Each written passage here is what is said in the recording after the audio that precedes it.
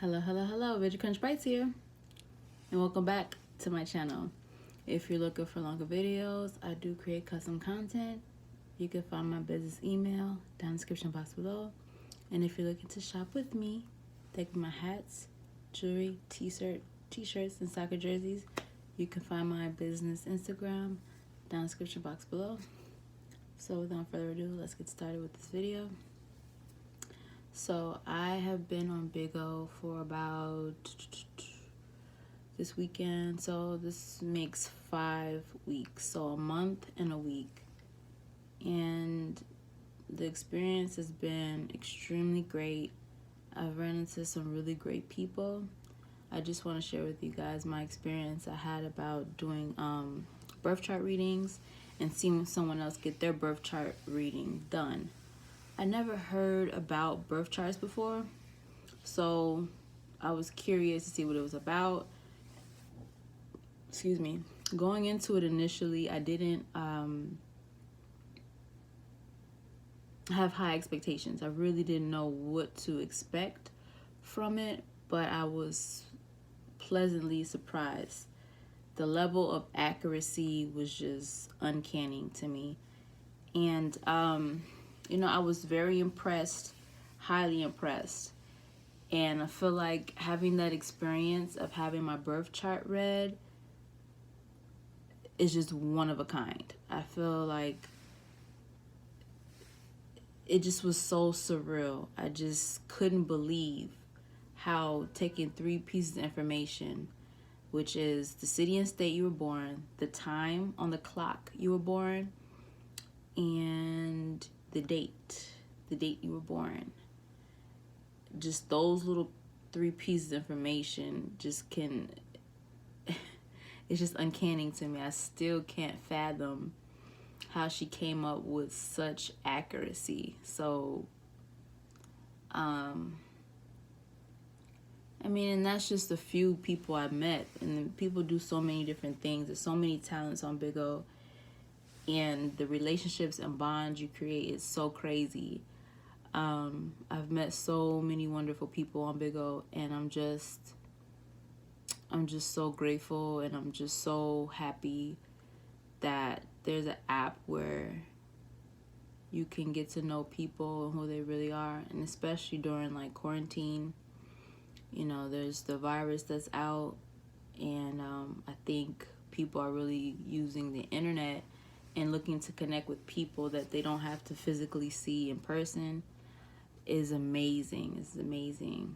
So I guess it's free promo, but yeah, I'm definitely very happy on Bigo. So yeah, enjoy this audio from a birth chart reading. It's not mine, it's someone else's, but enjoy. Cancer is more of a server. Cancer is more of a nurturer. It's the mother energy. Capricorn is more of the father energy. The one who goes out and gets it. So, and this is in the 6th house of Virgo. Health, wellness, physical health and wellness can be an area that you pursue there, or target in terms of embracing this Capricorn energy. Let me see, 6th house, Pisces. Okay. So focusing less on the emotional hang-ups of the family or home life, and more on like the practical things that you can control. What can you control now moving forward? What can you do now moving forward with that? Okay? Last but not least, ascendant. Your ascendant is in Leo in the 1st house, so this is how people perceive you when they first meet you. For you, that Leo energy is a bright, shining light, a very creative individual, a very, very expressive individual. You love to express yourself. You love to, give people that warm energy, that inviting energy. And you love to, let yourself be seen. You like to let yourself be seen. That's the ascendant. So that's the birth chart. That's your birth chart. Wow. I just gotta say wow. That's crazy. Like, That's dead on. Like I feel like I'm about to cry. It's like, hey, she done made people cry before, I promise you. Yeah, I'm like, damn, you were, girl.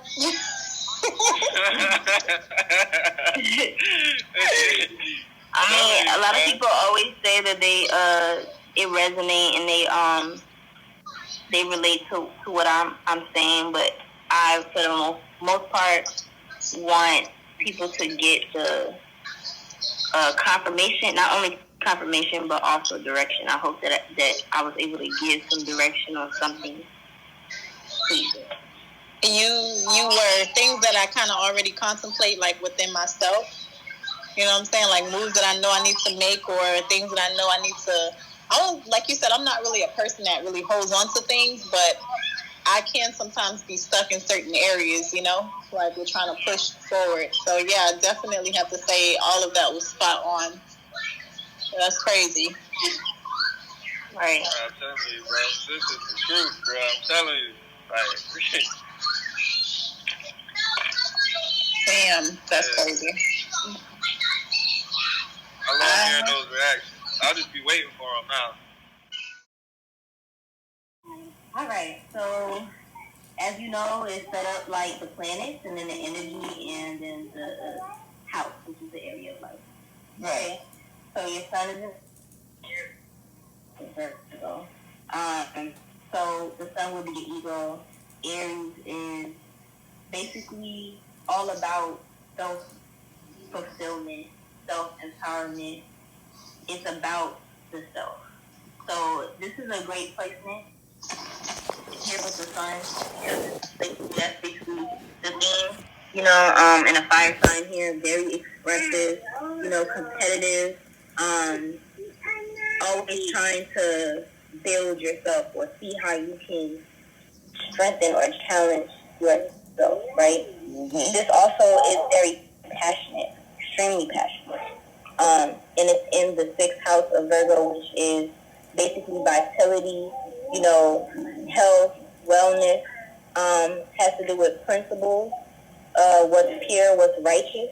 Mm-hmm. Once that Virgo energy cues in on what the moral code is for self, that Aries energy for you is like very determined to maintain. So that's what Virgo does, maintain things, maintain the standard, right? So in your ego, in terms of the role that you feel you're here to play, is to maintain and uphold a standard, a certain level of purity, okay? So this is conjunct Mercury, meaning that they're in the same sign in house. So basically, the sun and Mercury are on the same page with this. Mercury would be your mental space, how you think, how you process information.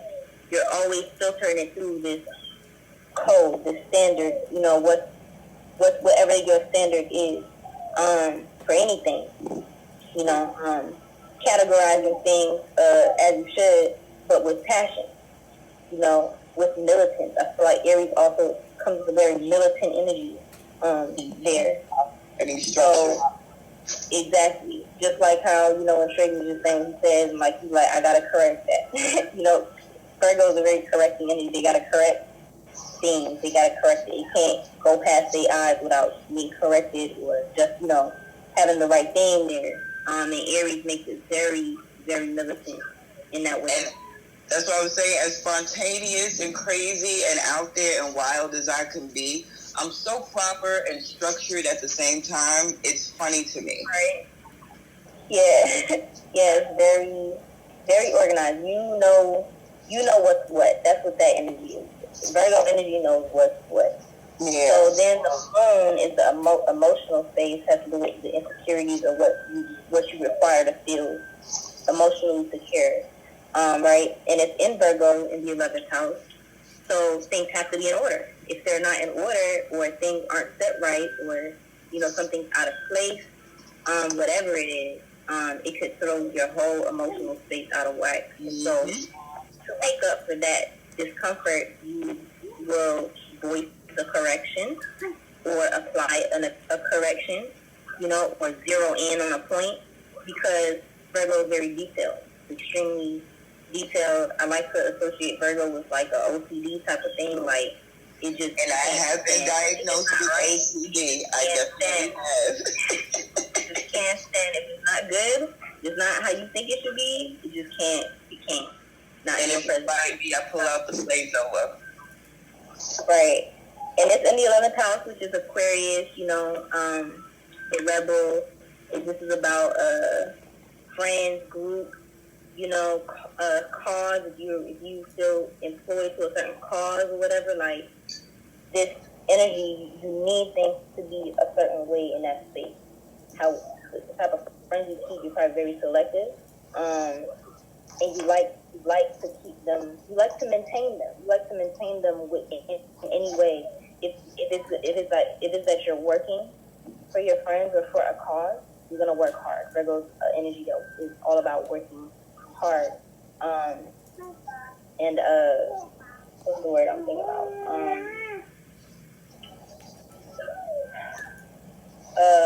Keeping things organized and maintaining the integrity. That's what I'm saying. Maintaining the integrity, whatever it is, in terms of the cause, the group. You know, if somebody starts getting out of line, like they just can't relax. Like, you know how sometimes you might be organizing something and maybe somebody fucked up on a part, or maybe this part didn't look so good or whatever. Maybe another person with different energy could be like, oh, it's okay, you know. No one's gonna notice that. Nah, Virgo noticed every little detail. No, like, it's time to rip it up and start over. Yeah, like that went out of line. So,